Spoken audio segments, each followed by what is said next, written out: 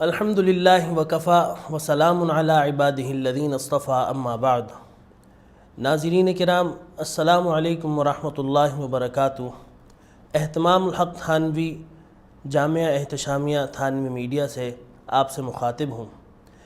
جیسا کہ آپ حضرات جانتے ہیں کہ ربیع الاول کا مہینہ الحمدللہ شروع ہو گیا، اس کا آغاز ہو گیا ہے، اور اس کی خصوصیات کیا ہیں، اس کی فضیلت کیا ہے، یہ بھی آپ تمام حضرات تقریباً جانتے ہی ہیں۔ لیکن ایک بات جو کہ عام طور سے جس پر دھیان نہیں جاتا وہ یہ ہے کہ ربیع الاول کا نام ربیع الاول کیوں رکھا گیا یا کیوں ہے، اس کو ربیع الاول کیوں کہا جاتا ہے۔ تو اس کے بارے میں عرض کروں گا۔ وہ یہ ہے کہ ربیع عربی میں کہتے ہیں موسم بہار کو، اور اول کے معنی آپ کو معلوم ہے پہلا، تو ربیع الاول اس کا مطلب یہ ہوا کہ پہلا موسم بہار کا، یعنی کہ بہار کا پہلا موسم۔ بہار کا جو موسم ہوتا ہے، موسم بہار جس کو ہم کہتے ہیں، یہ اصل میں دو حصوں پر مشتمل ہوتا ہے۔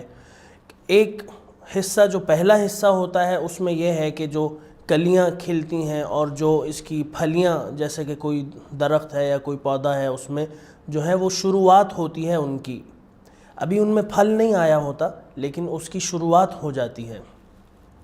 لہٰذا جو پہلا حصہ ہوتا ہے اس کا نام ربیع الاول ہے، اور دوسرا حصہ جو ہوتا ہے اس میں جو پھل اور جو پھول ہوتے ہیں وہ مکمل ہو جاتے ہیں، پک جاتے ہیں، لہٰذا وہ دوسرا حصہ ہے موسم بہار کا، اس کو ہم ربیع الثانی کہہ دیتے ہیں۔ لہٰذا اس مناسبت سے جو ہے جب مہینوں کے نام رکھے جا رہے تھے اور جب رکھے گئے تو اس مناسبت سے اس کا نام ربیع الاول رکھا گیا۔ اچھا، ایک قول اس میں یہ ہے، امام ابن کثیر، علامہ ابن کثیر رحمۃ اللہ علیہ کا، کہ ان کا فرمانا یہ ہے کہ اصل میں یہ جو ربیع الاول ہے یہ نکلا ہے ارتباع سے، الف ر ت ب الف عین، ارتباع سے نکلا ہے، اور اس کے معنی آتے ہیں موسم بہار کے اندر، اس موسم کے اندر قیام کرنا۔ اہل عرب جو تھے، ہم اور آپ جانتے ہیں پہلے جو زمانہ تھا اس میں تجارت کے لیے سفر کیے جاتے تھے، اور مطلب سفر ہی کے ذریعے سارے کام کیے جاتے تھے، پورے قافلے جاتے تھے۔ تو فرمایا اس موسم میں چونکہ اہل عرب کہیں سفر نہیں کرتے تھے کسی بھی حوالے سے، بلکہ یہ موسم جو ہے وہ اپنے گھروں میں گزارتے تھے، اس لیے اس کا نام ربیع ہو گیا۔ اور ربیع الاول کا مطلب یہ کہ پہلا حصہ، اور ربیع الثانی کا مطلب اس موسم کا دوسرا حصہ۔ اسی مناسبت سے ہمارے دادا حضرت مولانا احتشام الحق تھانوی رحمۃ اللہ علیہ اور میرے والد محترم حضرت مولانا تنویر الحق تھانوی دامت برکاتہم ایک شعر امام شافعی رحمۃ اللہ علیہ کا اکثر پڑھا کرتے تھے، ان سے ہم نے سنا۔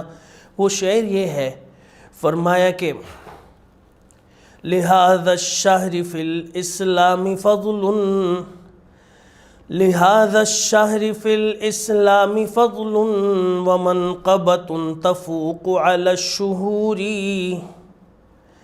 اس ٹکڑے کا ترجمہ یہ ہے، فرمایا امام شافعی رحمۃ اللہ علیہ فرما رہے ہیں کہ اس مہینے کو تمام جو دوسرے اور دیگر مہینے ہیں ان پر فضیلت حاصل ہے، اس پر فوقیت حاصل ہے۔ کیوں؟ اس کی وجہ کیا ہے؟ اور یہاں پر یہ بھی میں واضح کر دوں کہ یہ امام شافعی رحمۃ اللہ علیہ کا اپنا ایک ذوق ہے، اپنا ایک ان کا جذبہ ہے، ان کا ایک خیال ہے، کوئی فتویٰ نہیں ہے، نہ ہی کوئی دلیل ہے کہ جی یہ مہینہ جو ہے واقعی سب سے زیادہ فوقیت اور سب سے زیادہ افضل ہے۔ یہ ان کا ایک جذبہ ہے حضور اکرم صلی اللہ علیہ وسلم سے محبت کے اظہار کا۔ تو فرمائے کہ لہذا الشہر فی الاسلام فضل ومنقبۃ تفوق علی الشہور، ربیع فی ربیع فی ربیع ونور فوق نور فوق نوری۔ فرمایا اس مہینے کو جو فضیلت اور فوقیت حاصل ہے وہ اس لیے ہے کہ اس مہینے میں 3 ربیع جو ہیں جمع ہو گئے۔ وہ کس طرح؟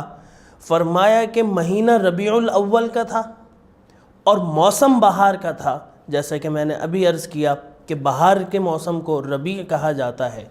تو فرمایا ربیع الاول کا مہینہ تھا اور موسم بہار کا تھا، اور حضور اکرم صلی اللہ علیہ وسلم کی ذات اقدس، ذات طیبہ جو ہے وہ اس دنیا میں مجسم بہار بن کر آپ صلی اللہ علیہ وسلم تشریف لائے، تو فرمایا اس مہینے میں چونکہ 3 ربیع جمع ہو گئے، اس لیے اس کو جو ہے بہت زیادہ اور سب سے زیادہ اس کو فضیلت حاصل ہے۔ باقی اللہ تعالی ہمیں اور آپ کو حضور اکرم صلی اللہ علیہ وسلم کی سکھائی ہوئی بتائی ہوئی تعلیمات پر عمل کرنے کی توفیق عطا فرمائے۔ وآخر دعوانا ان الحمد للہ رب العالمین۔ محمد نبی